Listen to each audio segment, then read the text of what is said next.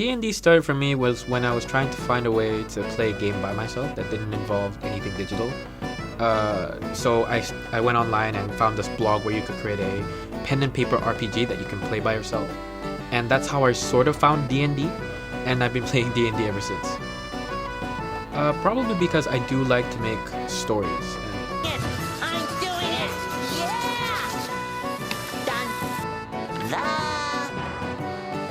As a player, following the story and changing the story is fun and all, but like when you make a story and then you see how it develops and then the player changes the story, it really gives you a whole different experience, and like it can really change the outcome of any story you make, regardless of how you see it in your head. So it's always an amazing experience to see how that comes out. A good game of D&D would probably be 2 hours of planning by the DM, and then a bunch of other shenanigans that leads up to 4 hours. If a game goes right, it's not a good game.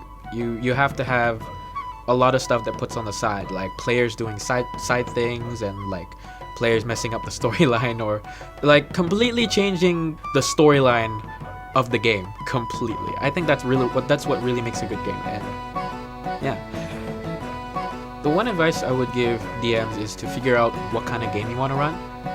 So whether or not it's a combat-driven game, an exploring-driven game, or a puzzle-driven game, or a combination of all three, you want to figure out what game to run so that you can tell your players ahead of time and not give them high expectations. So yeah, figuring out the game. Hey, I'm Nas, a Dungeon Master, and if you want to play Dungeons & Dragons, come over to Wild Magic Store.